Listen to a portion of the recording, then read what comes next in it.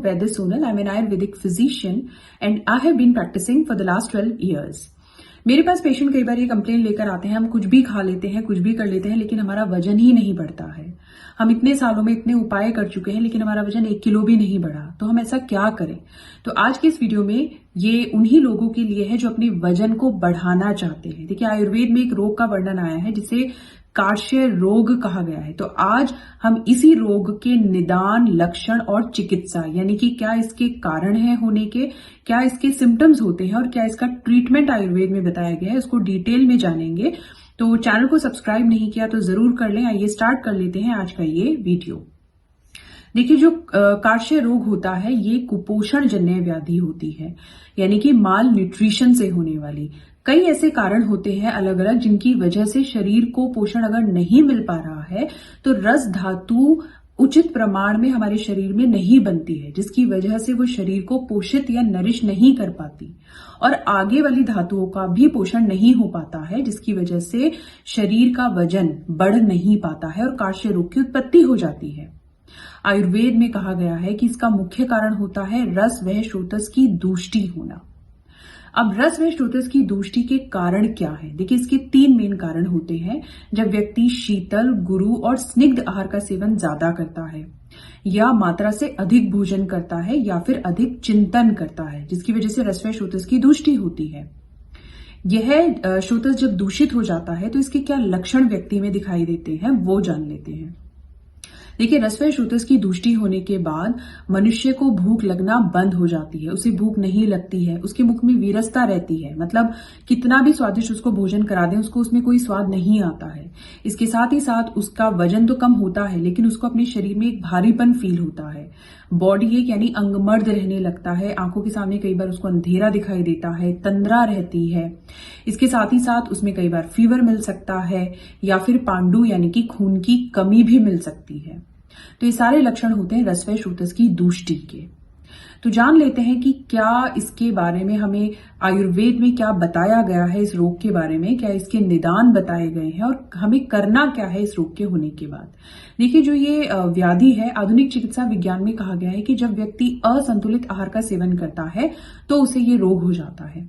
आयुर्वेद में कहा गया है कि जब व्यक्ति के रस धातु की जो है वो पोषण नहीं मिल पा रहा है, जिसकी वजह से रक्त, मांस, मेद, अस्थि, मज्जा, शुक्र, इन सभी धातुओं का जो इनको पोषण मिलना चाहिए वो नहीं मिलता है, तो शरीर में पोषण की कमी की वजह से उसका वजन नहीं बढ़ पाता है और कार्श्य रोग की उत्पत्ति हो जाती है।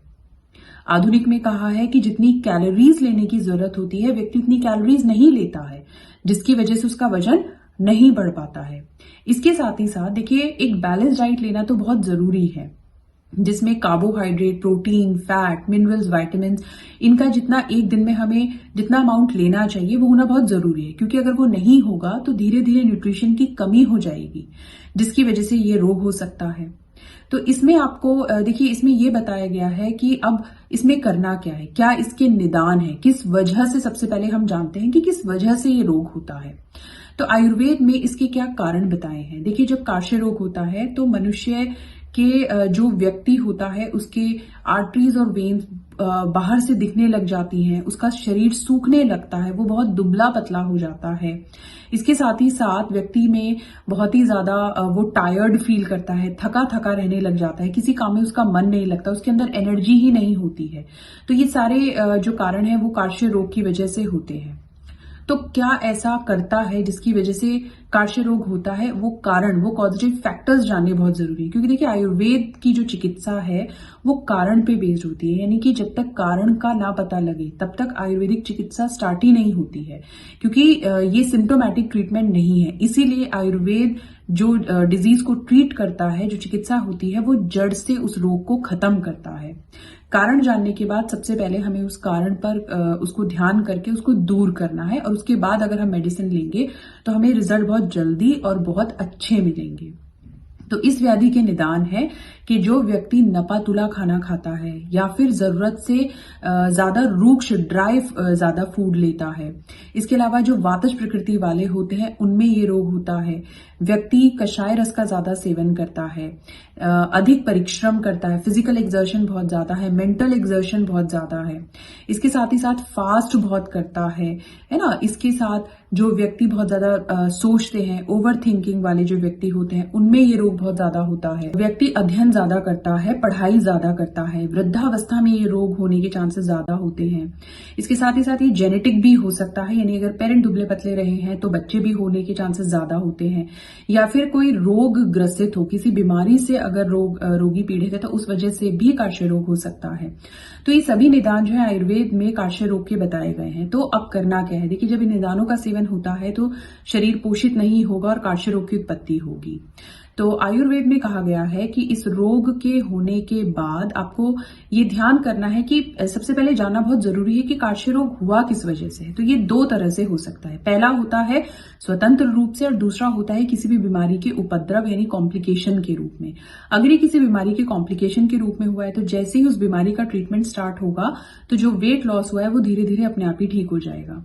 स्वतंत्र रूप से हुआ है तो इसके लिए जो आयुर्वेद में चिकित्सा बताई गई है वो मैं अब आपको बताने जा रही हूं, जो बहुत ही इजी है, जिसमें 4 स्टेप है और इन 4 स्टेप को आपको करना है। तो धीरे धीरे आपका जो वजन है वो बढ़ने लगेगा, लेकिन आपको जो मेडिसिन है वो बिल्कुल टाइम से लेनी है, डोज लेनी है। देखिए ये एक मिथ है कि आयुर्वेद में कोई डोज नहीं होती, बिल्कुल गलत है। आयुर्वेद में भी प्रॉपर अमाउंट में वेट के अकॉर्डिंग ही डोज दी जाती है।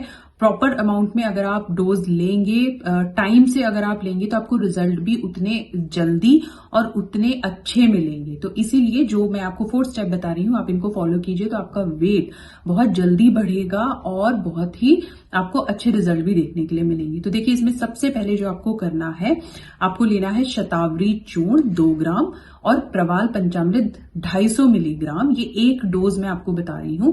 ये आपको दिन में 2 बार लेना है, सुबह और शाम। ये आप शहद के साथ ले सकते हैं या फिर दूध के साथ ले सकते हैं। दूसरा आपको करना है कि आपको खाना खाने से 15 मिनट पहले चित्रकादी वटी की 2 गोली मुंह में डालकर चूसनी है। इससे आपकी जो भूख है वो बढ़ेगी। ये आपको तीनों टाइम करना है, ब्रेकफास्ट से पहले, लंच और डिनर से पहले।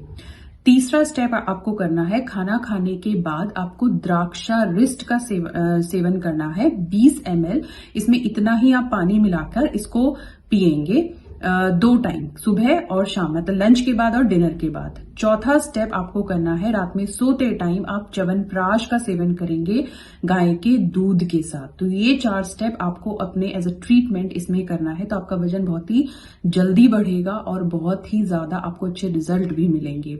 इसके साथ ही साथ आपको अपनी डाइट में शामिल करना है गाय का दूध जरूर पीना है, आपको गुड़ का सेवन करना है। इसके साथ ही साथ आपको प्राणायाम जरूर करना है। देखिए प्राणायाम करने से हमारे शरीर में सत्व धातु सत्व गुण की वृद्धि होती है और हमारी जो अग्नि होती है उसकी वृद्धि होती है। तो जब सत्व गुण बढ़ेगा और अग्नि की वृद्धि होगी तो हमें अच्छे से भूख लगेगी, हम अच्छे से खाना खाएंगे, हमारे खाने का अच्छे से पाचन होगा जो हमारे शरीर को अच्छे से लगेगा। तो ये सभी उपाय अगर आप साथ में करते हैं और निरंतर यानी कि नियमित तौर पे करते हैं तो आपको रिजल्ट भी अच्छे मिलते हैं।